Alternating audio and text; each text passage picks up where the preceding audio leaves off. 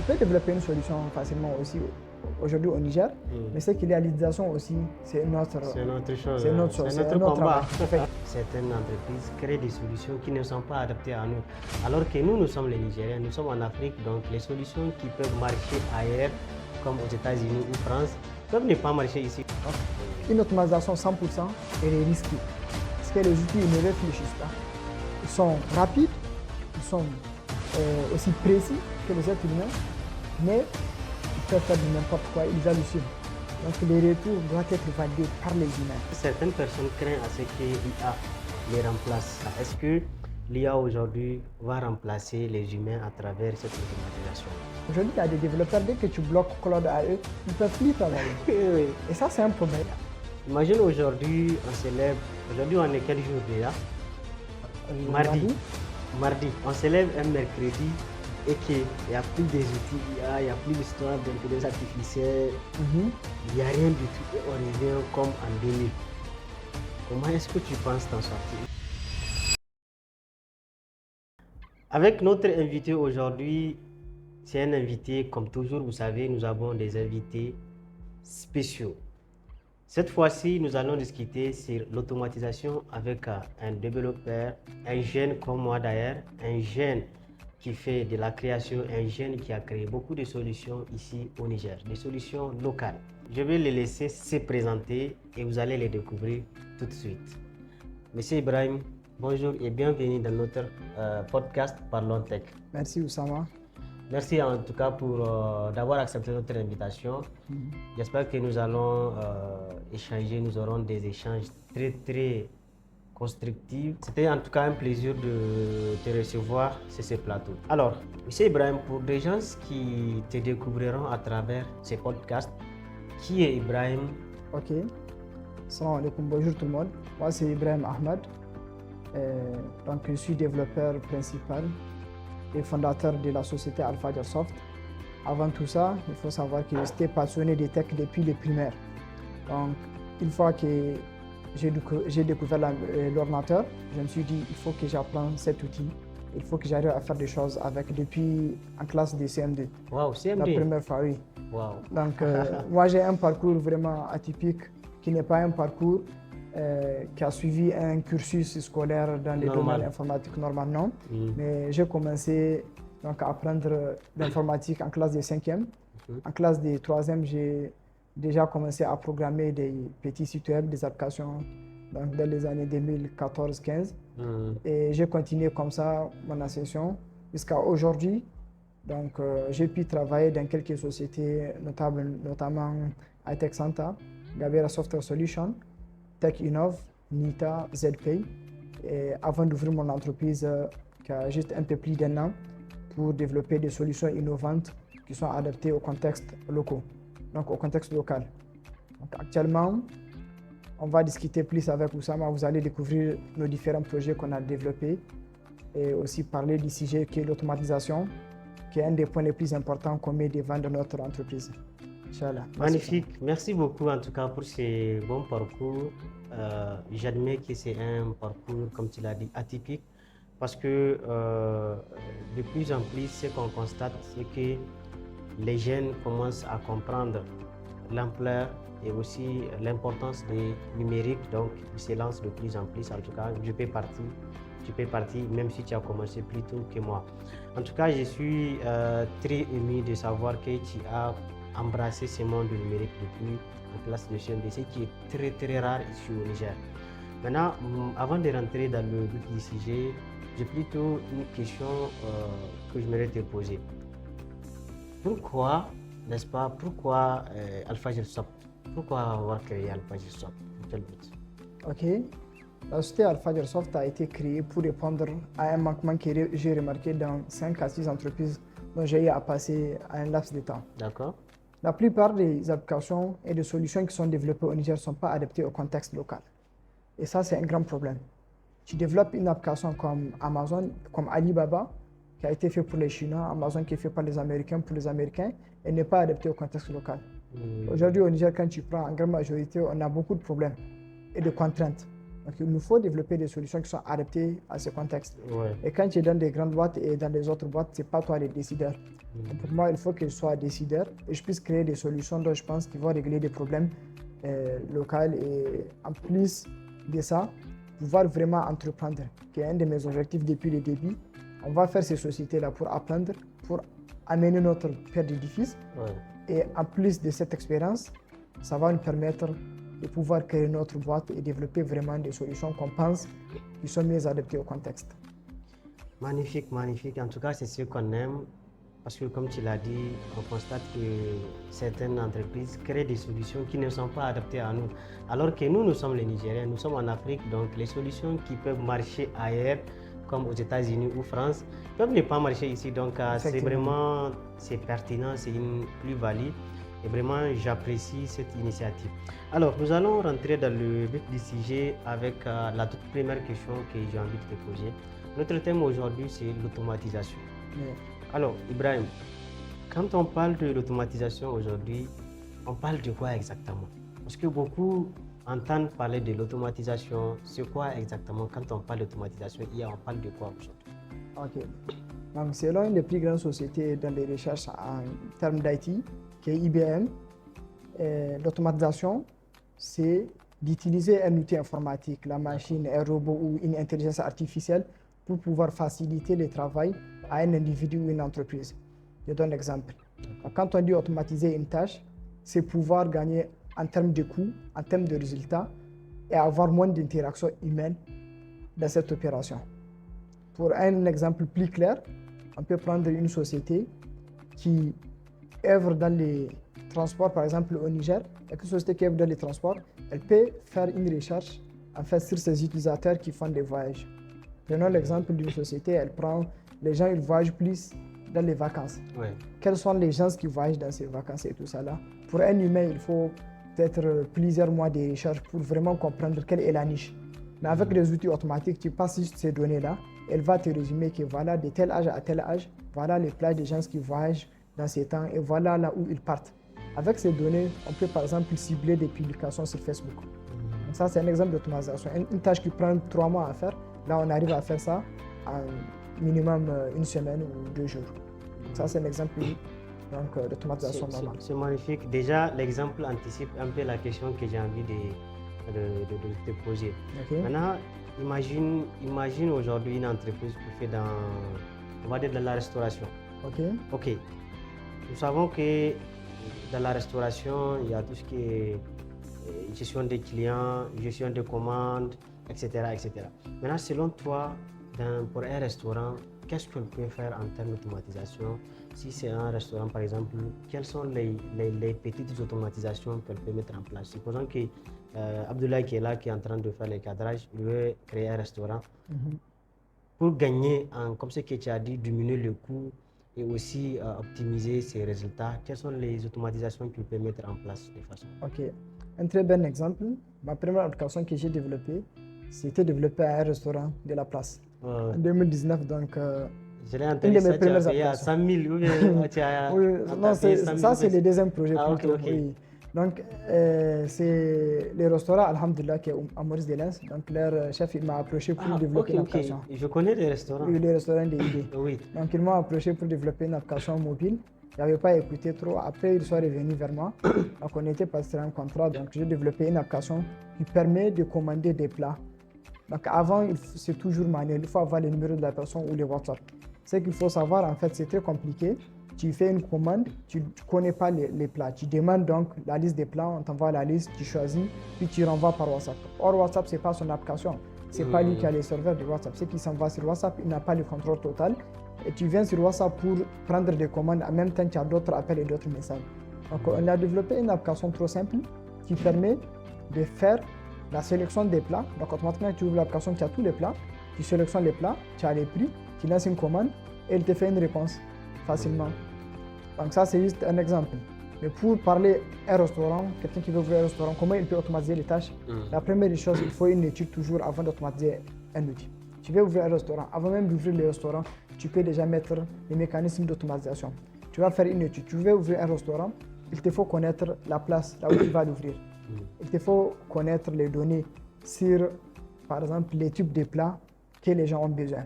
En rassemblant toutes ces données-là, tu peux maintenant, avec un outil, pouvoir synthétiser ce qu'il te faut rassembler.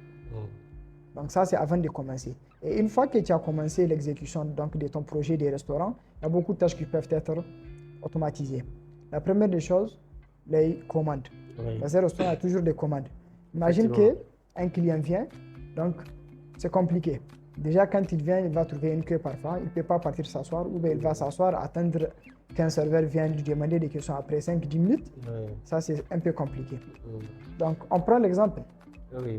Un outil, juste une tablette. Quand tu viens, tu t'assois, tu sélectionnes les plats que tu veux, tu lances ta commande et on a un numéro de la table là où tu es situé. Automatiquement, la requête elle est reçue par les gérants du restaurant qui fait une commande au serveur. Rapidement, il les prépare et il t'amène. Ça, c'est un processus en 2 minutes. Mais en temps normal, ça prend 5 à 10 minutes. Donc, on a réussi à automatiser cette tâche et faciliter un gain de temps de peut-être 50 à 75%.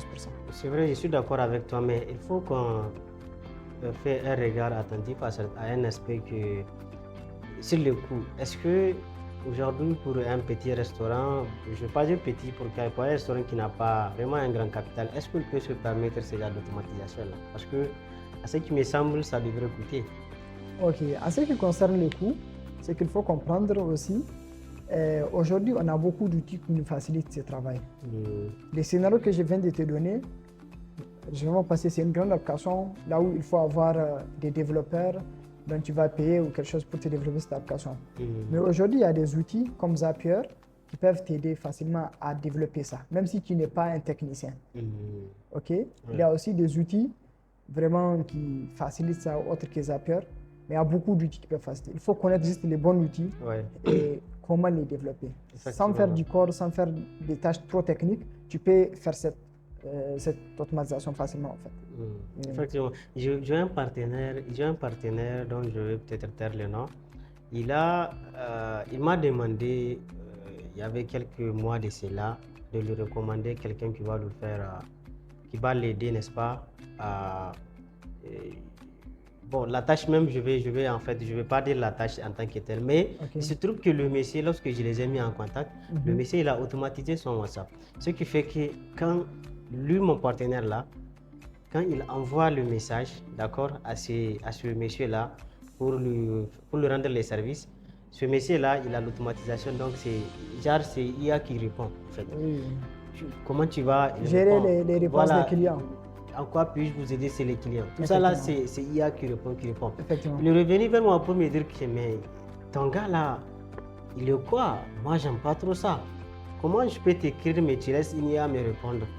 Donc finalement, le monsieur, il était, comment c'est-à-dire, il n'a pas apprécié ça. Il a bloqué, hein. Il a bloqué, il a dit, il n'a pas besoin de son service. Donc lui, il a besoin de cette attention-là. Donc je me dis quelque part, c'est vrai que quand on automatise dans certains domaines, ça va marcher. Mais dans d'autres domaines aussi, l'automatisation, est-ce que ça peut sembler risque ou bien, je ne sais pas. Ok, ce qu'il faut savoir, l'automatisation permet de gagner du temps. Mais toujours le contrôle final. Donc quand tu prends chaque système informatique, il y a 3 étapes. Donc il y a les inputs, l'entrée. Par exemple, dans ton cas, dans le cas de ton partenaire, la première chose, c'est envoyer une commande ou une question. Ok, donc il y a l'input, il y a maintenant le processing. Donc ça sera traité. Une fois que c'est traité, on aura un résultat. Maintenant, ce n'est pas fini. Il y aura aussi l'output, donc les retours. Donc les retours doivent être validés par les humains. Ce qui serait mieux peut-être, l'outil doit permettre au gérant d'avoir ces résultats et il peut l'adapter et valider la réponse pour qu'elle soit envoyée au client. Donc, une automatisation 100%, elle est risquée. Parce que les outils ne réfléchissent pas. Ils sont rapides, ils sont aussi précis que les êtres humains, mais ils peuvent faire du n'importe quoi, ils hallucinent. La confirmation doit être faite par les humains. Un exemple concret, c'est comme un étudiant, on donne un exercice, par exemple en développement informatique, on lui dit de faire une application de gestion scolaire à langage C, juste dans la ligne de commande. Donc tu passes à GPT, il te fait une réponse, il prend la réponse comme travail de maison, il l'amène à son enseignant. Cet étudiant, il n'a rien appris. Et ça, c'est un risque pour lui. Il va continuer, il va avoir des bons résultats, il va avoir même son diplôme. Et finalement, il n'a rien maîtrisé, il n'a rien compris. Alors que les gens qui ont même créé ces outils-là, ils ont fait beaucoup de travail, beaucoup d'apprentissage pour arriver à pouvoir créer ces outils. Donc il y a une incompréhension aujourd'hui et des problèmes au niveau de l'utilisation vraiment de l'IA. La validation est toujours faite par les humains, la validation finale. Effectivement. En fait, c'est ce que beaucoup ignorent. Effectivement. Ils pensent que l'IA peut faire tout à leur place. Ils se laissent remplacer par l'IA. Au lieu de faire en sorte que, voilà, de tout simplement de valider, comme tu as dit, de faire cette validation-là, cette vérification-là finale. Parce qu'on ne peut pas se permettre de tout laisser au robot. On doit quand même essayer d'utiliser son cerveau pour d'être humain, en fait. D'être humain, voilà, humaniser en quelque sorte ce qu'on reçoit. Alors, maintenant, parlons des solutions IA. OK. À travers Alpha Airsoft, vous avez développé plusieurs solutions IA. Oui. Et notamment, ces solutions-là sont plus orientées ou bien sont plus pour les grandes entreprises ou bien les institutions, les administrations publiques. Ok, est-ce que tu peux nous parler d'une ou des solutions IA ou bien solutions tout simplement informatiques que vous avez développées? Ok, parmi les solutions dont on a développé qui utilisent l'IA, il y a notamment les premiers prix qu'on a gagnés l'année passée à la semaine de l'intelligence artificielle. Qui a été organisée en juin de l'année passée. Oui. Donc, c'est une solution en fait qui représente comme Google Maps, mais pour les Nigériens. Aujourd'hui, pour un Nigérien, utiliser Google Maps, vraiment, il faut être instruit en fait. Il faut poser des questions. Et la question, ce n'est pas une question comme à GPT. Mais tu cherches par exemple, tu cherches restaurant. Mais là, tu peux dire par exemple à cette application, liste-moi les 5 restaurants les plus proches de moi. Et elle te sort les restaurants avec contact, avec les détails, avec les plats qu'ils ont et tout. Donc ça, c'est un exemple atypique de solutions qu'on développe. Actuellement, ça, c'est accessible à qui? Au grand public ou bien aux responsables des entreprises? En premier, l'application, elle est surtout pour les institutions étatiques. Oui, mais il y a aussi l'aspect B2C. Mais la première fois, c'était du B2G, quoi. Business to Government. Ça va les permettre, par exemple, d'avoir des données complètes. Excuse-moi, parce que ceux qui peuvent nous regarder là peuvent ne pas comprendre certaines expressions. Ok. Donc, quand on dit B2C, c'est Business to Customer. Ok. Ça veut dire quoi? Aujourd'hui, par exemple, tu peux avoir une application e-commerce et Oussama vend, par exemple, des appareils électroniques, des téléphones et tout ça. Donc, un client qui a Dosso, il achète un téléphone avec toi, tu l'envoies. Donc, ça, c'est business to customer. Okay? Mais maintenant, quand on parle de B2G, c'est surtout des applications vraiment qui ne sont pas visibles à tout le monde. C'est business to government. Ok. Il y a aussi B2B. Donc, business to business. Aujourd'hui, Alpha Airsoft peut faire un service à Digital Mac. Exemple. Donc les B2G, c'est quoi? C'est surtout des applications qui sont en interne, qui sont destinées aux institutions et aux NGO, donc les ONG, et aussi au gouvernement.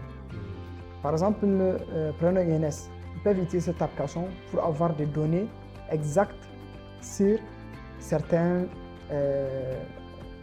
métadatas. Par exemple, ils veulent savoir il y a combien d'écoles à Niamey. Donc ils posent une question simple en fait. Listez-moi toutes les écoles du primaire à Niamey. Et à différentes sources qui sont classées par priorité. Notamment eux, par exemple, les ministères de la population. C'est une priorité. Par exemple, INS eux-mêmes, c'est une priorité. Donc, toutes ces données-là, et des données aussi de la Banque mondiale et d'autres institutions vraiment respectées, sont aussi listées. Donc, l'IA prend ces sources-là et elle fait une réponse adaptée aux êtres humains. Et les données peuvent être exportées à d'autres usages dans leurs propres solutions, en fait. Donc ça, c'est un exemple. Est-ce que ces solutions-là sont en train d'être utilisées ou bien c'est dans le passé? Ok, ce qu'il faut savoir, tu peux développer une solution facilement aussi aujourd'hui au Niger, mais ce qu'il y a l'utilisation aussi, c'est une autre chose. C'est notre combat. Effectivement. Donc ça, c'est un exemple. Les derniers exemples que je vais donner, donc actuellement, on travaille sur un projet, on a séparé notre équipe, les équipes de développement chez Alpha Airsoft et l'équipe AI. Donc, on a 3 personnes, moi en tant que chef de projet et 2 data scientists. Donc, les jeunes vraiment qui sont bien, un qui a fait le Rwanda, donc à une grande institution en fait dans les intelligences artificielles. Donc on développe un modèle RAG. Donc les RAG, au fait, c'est comme une base de données qui donne des informations à une IA. Et c'est un modèle, au fait, qui va être utilisé en local dans une entreprise. Aujourd'hui, quelqu'un qui travaille dans les ministères ou quelqu'un qui travaille dans des entreprises vraiment qui gardent des données souveraines, qui ne veulent pas passer ces données-là à d'autres pays et d'autres gouvernements, ils peuvent utiliser ces modèles IA en local installés sur leur machine sans connexion Internet. Ils se connectent juste à un Wi-Fi et l'application est connectée à ces Wi-Fi. Donc, ils peuvent demander des questions qui concernent leur institution. D'abord, la première partie, l'institution, elle prend ces données, ces documents et beaucoup de messages et des réunions qu'ils ont fait, ils passent ça à cet outil IA qu'on développe. Maintenant, cette IA, elle s'alimente sur les données propres de l'entreprise. Actuellement, par exemple, Digital Market, tu ne peux pas prendre toutes tes données financières, personnelles, ses formations et tout ce que vous avez fait. Tu ne peux pas prendre ça et donner à GPT. GPT, ce n'est pas pour toi. C'est pour les grands publics. Voilà. Maintenant, ces modèles-là, il est basé sur un modèle state of art, donc un modèle vraiment qui comprend beaucoup de données pour te dire des modèles minimums qui scannent les données qui existent sur l'Internet complètement jusqu'en 2025. Parce qu'il ne faut pas prendre trop récent aussi. Et maintenant, ces modèles, quand on les réentraîne sur les données locales d'une entreprise, on peut poser des questions. Il y a aussi un contrôle avec un système de airbag qu'on a mis. Airbag, c'est Role Based Access Control. Donc, chaque personne qui vient, par exemple les DG, les comptables, les RH, ils ont différents accès. Donc, il y a un système de contrôle quand tu veux te connecter à cette application. Quand tu te connectes à ton compte, donc on connaît qui tu es avec un KYC. Know your customer. On connaît ton client. Donc, on connaît cette personne. Maintenant, il y a la deuxième phase qui est le contrôle. Le contrôle de à quelles données elle a accès. Si les secrétaires essaient d'accéder aux données du comptable, c'est impossible dans cette application. On connaît déjà cette personne et l'IA peut lui répondre qu'avec des accès qu'il a. Par exemple, il peut avoir tous les courriers qui sont venus à l'entreprise dans les mois passés. Ça, c'est un exemple.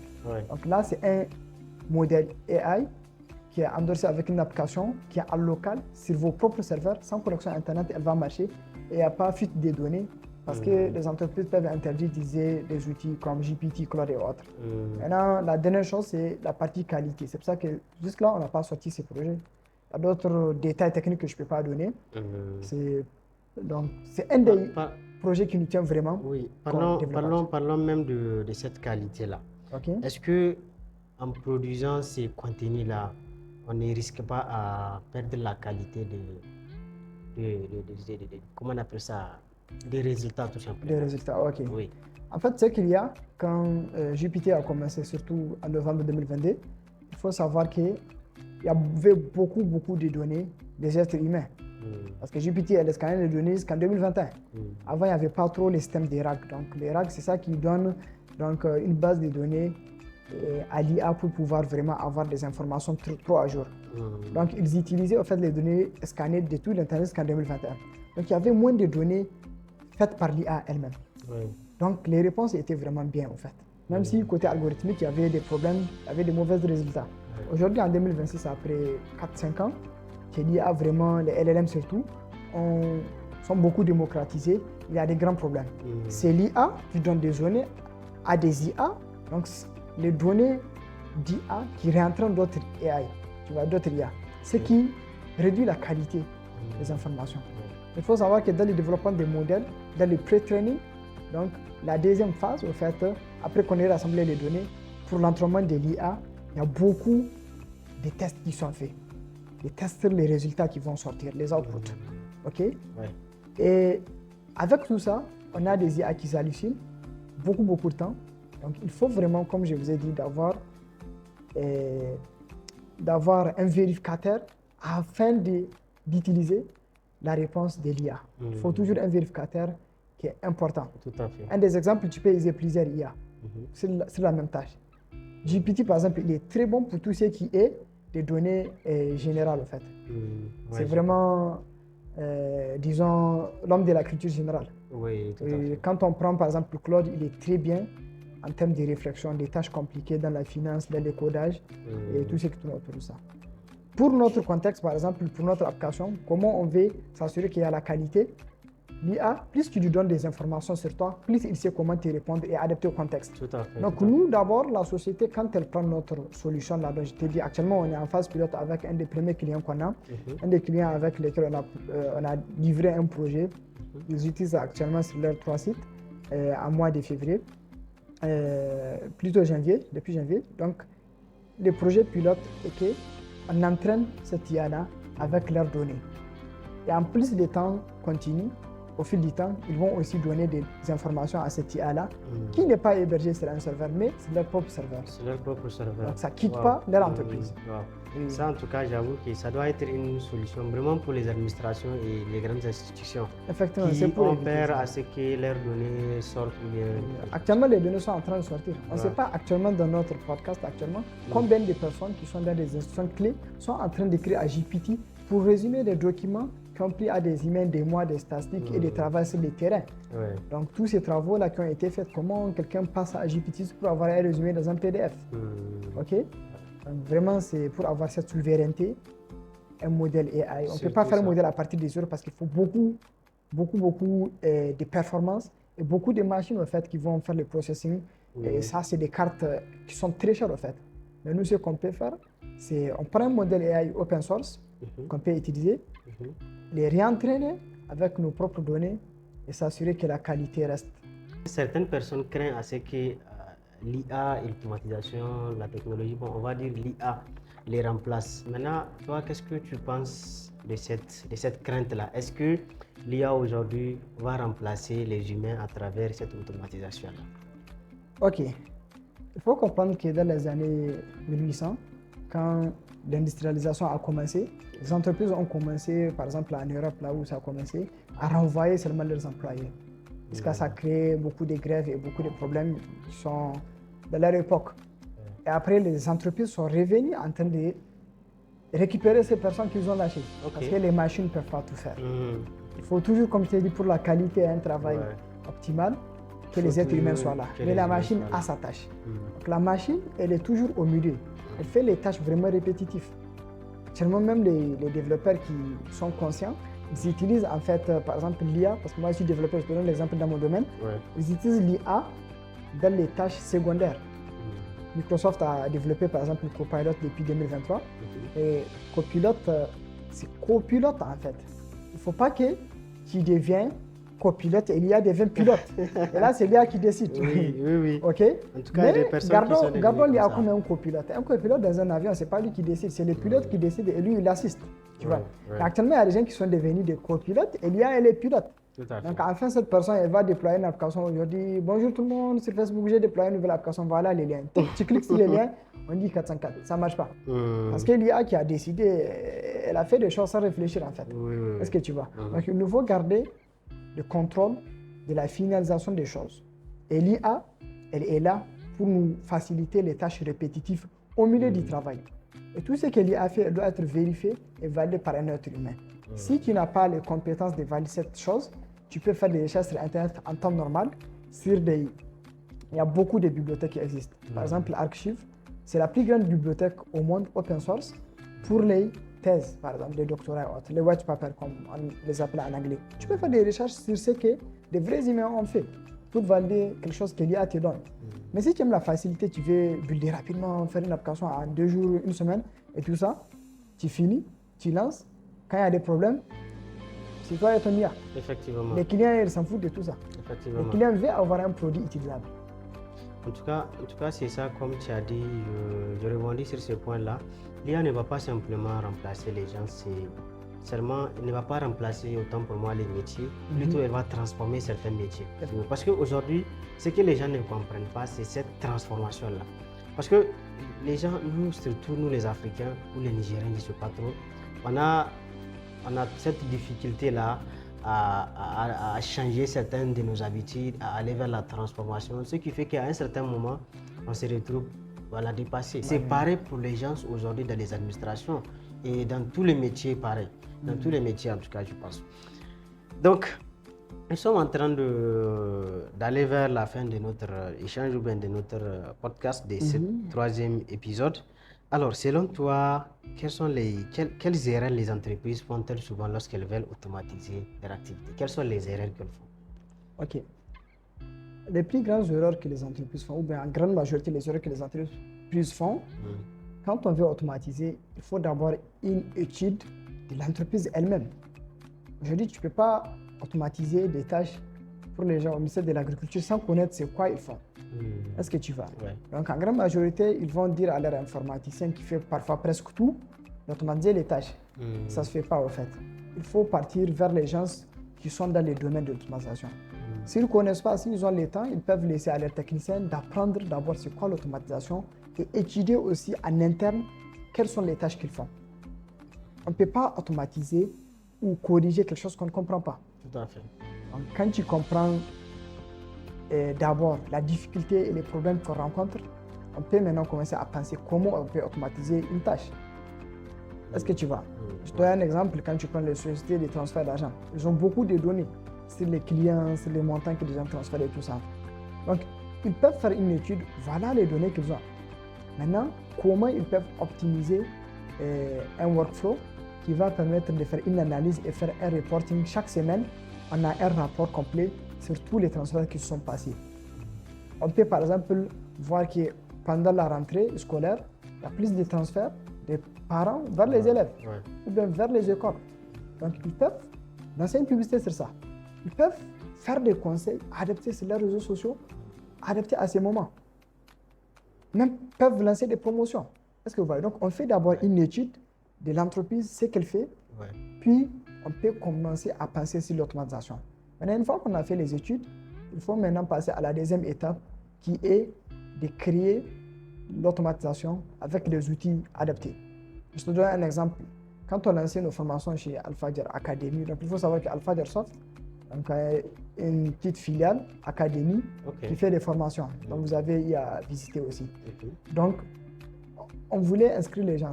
Au début, il n'y avait pas les sites web, parce que c'était notre premier mois. Donc, on a utilisé un outil qui s'appelle Airtable et on a créé un lien et un formulaire. Les gens, ils partent, ils s'inscrivent là-bas. Quand ils s'inscrivent, automatiquement, nous, on reçoit des mails que quelqu'un s'est inscrit avec ces informations. Automatiquement, on utilise ces informations pour contacter la personne, alors qu'avant, ça nous prenait, pour gérer 10 à 20 personnes, 3 jours à une semaine.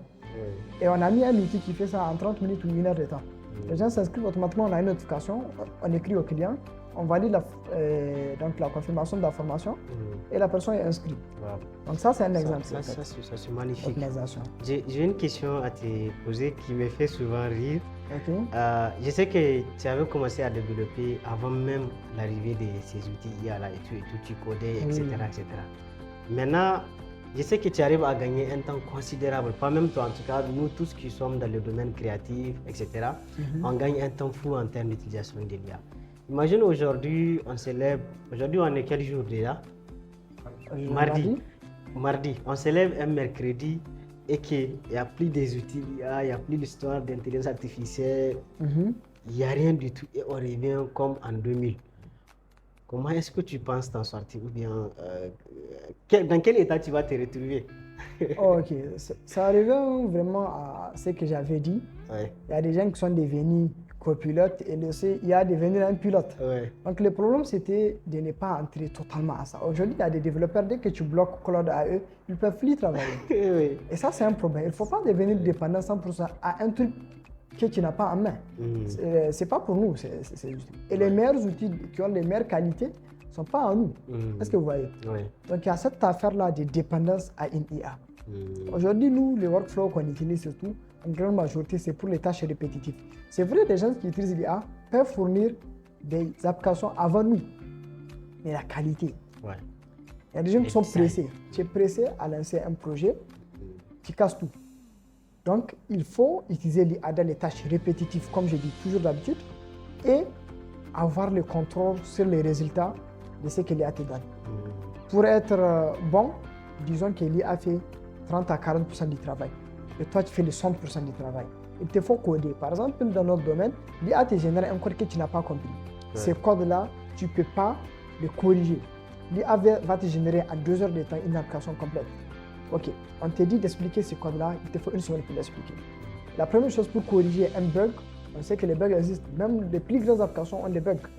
Il te faut une semaine pour lire et comprendre cette tâche et fixer ça. Donc l'IA permet de gagner du temps, mais à long terme, ça ne marche pas. À long terme, c'est les applications maintenables qui vont vraiment avoir une importance.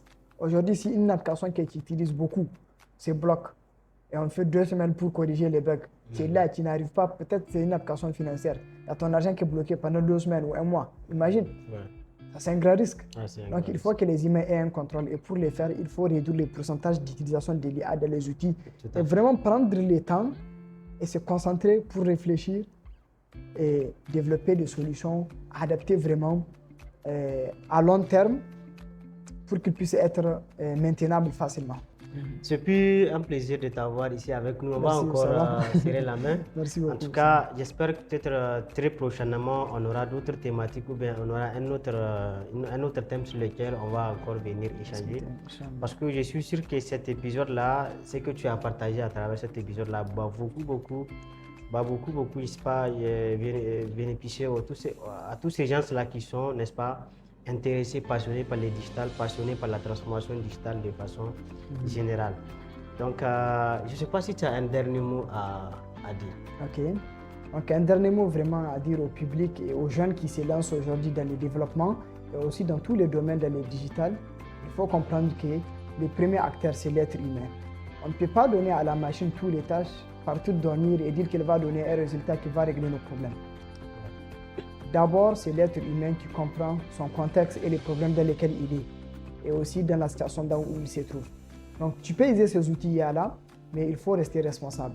Il faut beaucoup de travail, apprendre, comprendre, puis automatiser des tâches pour gagner du temps et réduire les coûts. Et enfin, valider ce que l'outil d'automatisation te donne pour faire un meilleur résultat. Et c'est comme ça qu'on peut arriver à faire des solutions productives qui règlent les problèmes concrets et réels.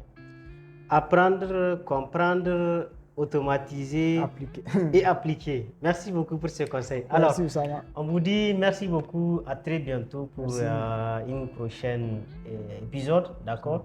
Je vous remercie, partagez au maximum ce podcast-là. Je suis sûr que ça va aider beaucoup les Nigériens, ça va beaucoup aider les Africains, n'est-ce pas, à comprendre le digital, la transformation digitale de façon générale. C'était Dalabou Oussama dans les podcasts Parlons Tech. Je vous remercie. À très bientôt.